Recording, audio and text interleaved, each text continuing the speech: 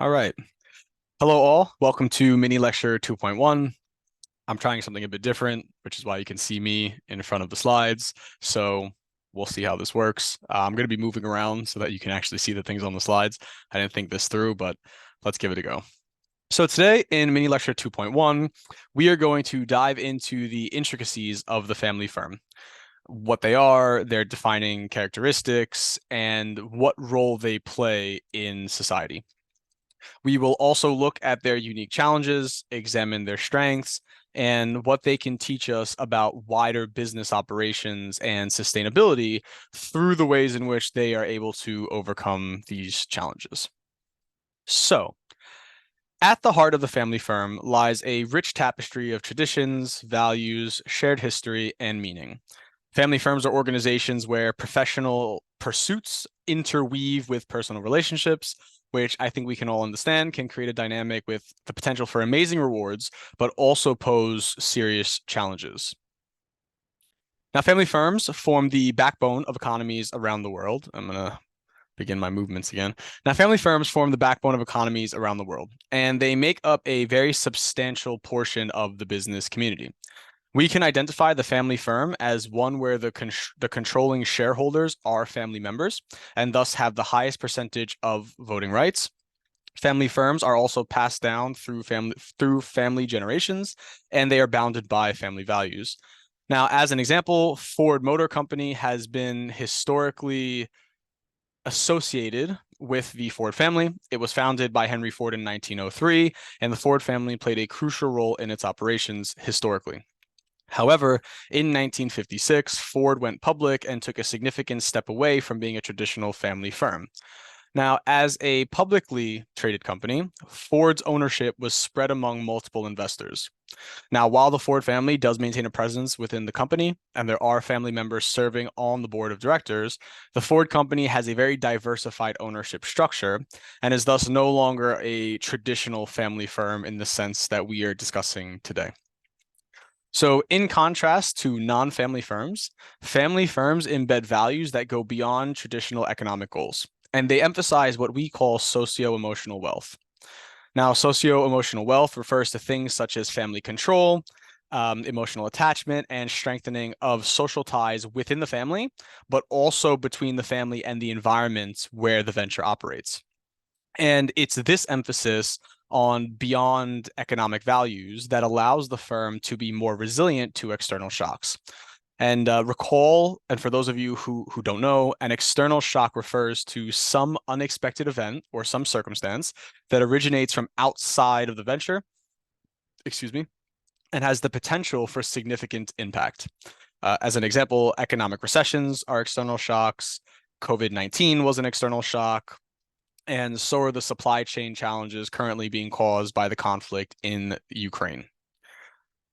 Structurally speaking, it is the unity between ownership and management that provide the family firm with this adaptability. Compared to investor-controlled firms, the family firm can launch new products faster, they can launch new services faster, and they can enter new markets faster.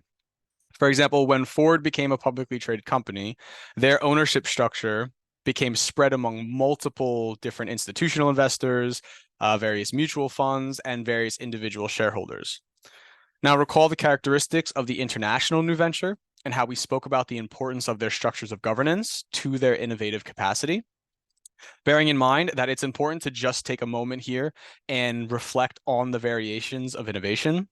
Within the new international venture, we can see innovation in the way they introduce operational frameworks, but this type of innovation is certainly not limited to the international new venture. Family firms exhibit this sort of innovation as well, and they do that through their maintenance of structural control. And so innovation can also emerge in the new techniques or the methods that a venture implements to improve its production, its delivery, or its overall performance, whether this is through higher productivity, cost reduction, quality improvement, customer satisfaction, or any mix of the above. And we call this process innovation. This type of innovation enables ventures to be highly adaptive and is something that we see quite heavily coming from family firms. So I'd like to take this moment to invite you to just pause the video and give this a think. If you are a family firm, or if your family does have a business, what might be the benefits of maintaining control within the family versus going public? And how might family control enhance your innovative capacity? Bifurcation bias. So bifurcation bias is something we see in family firms, and evidence of bifurcation bias is often seen as a strong characteristic of the family firm. Bifurcation bias refers to the variation in treatment between family and non-family members within the context of the venture. So, as an example, when family firms choose to hire, evaluate, promote, or otherwise compensate family employees in a way that might be more advantageous than what they do for non-family employees, irrespective of their capabilities, skills, or the contributions they make to the firm, we can say that this is an expression of bifurcation bias. Conceptually, bifurcation bias is a systematic interpretation of family-based resources as kind of unique and valuable, more so than non-family contributions. Non-family resources are seen more as commodities. So, for example, an assumption that family members are more committed to the ultimate goals of the firm versus non-family members would be another expression of bifurcation bias. Now, there's significant research highlighting the negatives of bifurcation bias, despite it being a kind of central feature of the family firm. And within this stream of research, there is consensus that the negative impacts of bifurcation bias, such as poor evaluation of available resources, might actually be mitigated through the opening of governance structures. So, for example, employing professional managers. The firm's family values and their wider cultural values and their institutional contexts can also play a role in mitigating the negative impact of bifurcation bias. So some research, which you can see here for anybody who's interested in doing some additional reading, actually discusses how bifurcation bias can be leveraged to develop entrepreneurial action within the family firm. And recall that entrepreneurial action refers to this sort of innovative way of actually making things happen. Now, family firms, I'm gonna move back again, keep moving back, maybe if I just move this up, there we go. Play a huge role in society. Around 80% of the world's firms are family firms. They constitute over 60% of the businesses in Europe. In 2023, a report by EY, previously Ernst & Young, and the University of St. Gallen Family Business Index showed that the 500 largest family firms collectively generate $8.02 trillion and employ over 24 million people around the world. Now, if these 500 companies were a national economy, it would be the third largest economy behind the United States and behind China. But in addition to these figures, family firms have inherent qualities such as long-term orientation and personal commitment, which position them to act as natural incubators for fostering an entrepreneurial culture, which gives them a uniqueness that can teach that can teach us a lot about the complexities of business. Now, long-term orientation, and I'll just move again so you can kind of see this citation over there. Long-term orientation. Now, in 2021, the average lifespan of a Fortune 500 company was found to be around 18 years. And this is compared to the 1950s, where the average lifespan was over 60 years. Currently, the average lifespan of the American firm sits at around a decade, just a decade, before the company is bought, acquired, or liquidated. In many instances, you might not even see these signs. Companies disappear all the time, even profitable ones, and you might not see it coming. For example, Kodak had one of its most profitable years just before it went bankrupt. And Toys R Us made over $7 billion in revenue just before it was dissolved completely. They even had 14% of the toy market. Excuse me. So the long-term orientation is extremely important. And long-term orientation of many family firms is not only one of their defining features, but allows for their sustainability by looking further into the future than many non-family firms and setting a foundation of adaptability in the face of change. Now, this long-term orientation is generally divided into these three elements here: futurity, continuity, and perseverance. Within the context of family firms, futurity refers to the relevance of the firm across generations, and it involves adopting strategies that go beyond short-term gains to encompass their longer-term vision. And it's through this element of futurity that family firms navigate the balancing act between tradition and innovation, where tensions might arise between adhering to traditional or ancestral values and adapting to changing market dynamics.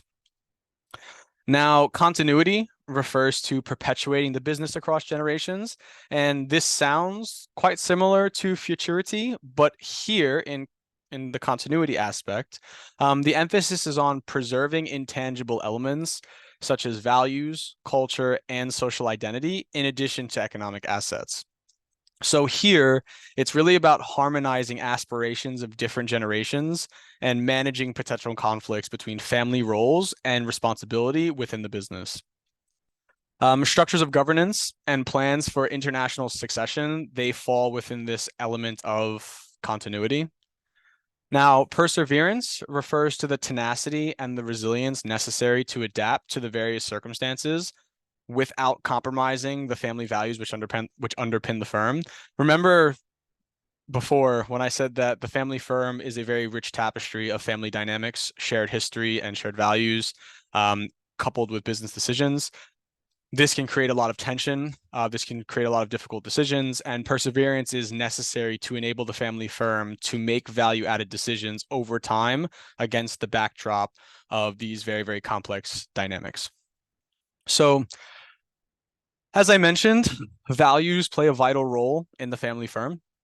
Now, values are, of course, not exclusive to the family firm. All businesses coalesce around some value. But as this quote by Dr. Carlock points out, and I encourage you to pause the video now and give it a detailed read, values in non-family firms have a tendency to be dispersed. In most family firms, a unified set of values allows them to work collectively towards a single unified end. Oh, I'm going to move back again. So in order to efficiently work towards this unified end, owners within the family firm may establish an operational framework through a clearly articulated statement of family values, which grounds the venture's business culture within the family's beliefs and expectations. But a value statement in and of itself is not enough. They should be backed by action. Such actions, almost like a litmus test, is to brainstorm scenarios where these values might be challenged to determine how they might hold up in the face of pressure. And I'd again like to invite you to pause the video now and read this quote from Stewardship in Your Family Enterprise and consider how you might use similar exercises within your own groups to plan for potential challenges as you work towards your assessment 1.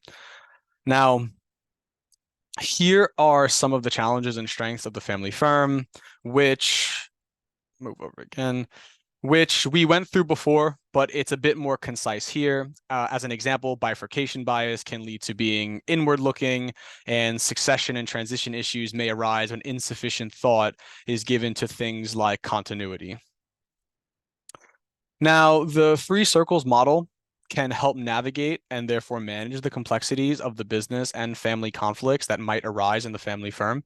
This Venn diagram serves to identify the various stakeholders to help us develop vignettes of what they may want.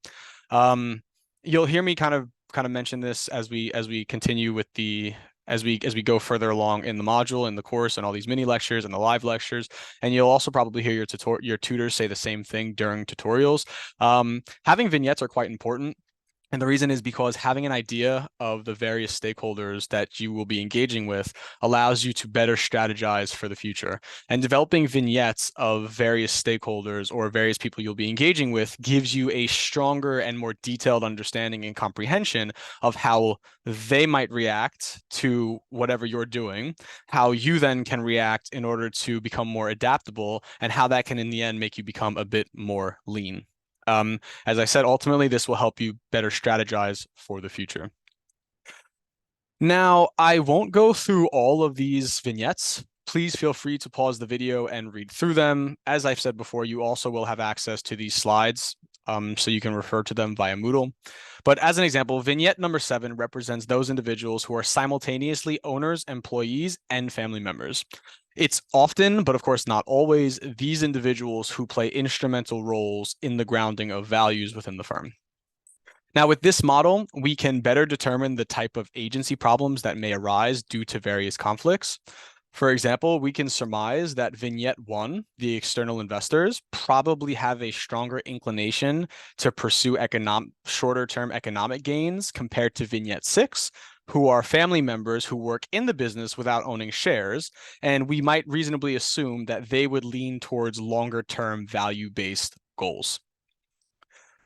Now I'm going to move again. Now there are 3 main agency problems that arise in the family firm, which emerge from these kind of conflicting perspectives. There may be tension between managers and shareholders that arise from conflicting short-term versus long-term goals. Concentrated control by family members give them the ability to exploit other shareholders, and tensions within the family may arise from an unwillingness to accept changes in ownership.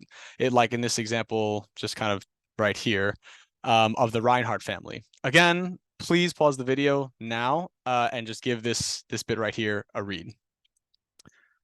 Now, the family ownership cycle through which tensions of succession may emerge, as in the case of the Reinhardt family, often looks like this here. It tends to move in terms of degrees of separation from the nuclear family unit, or what we can think of as the household for easier conceptualization, so parents and children. Now, the controlling ownership tends to sit within this sort of nucleus unit, like all the way at the top there. And the second iteration of ownership, let's call it the second iteration of ownership, sits within the extended nucleus unit. So siblings, close spouses, sons or daughters-in-law.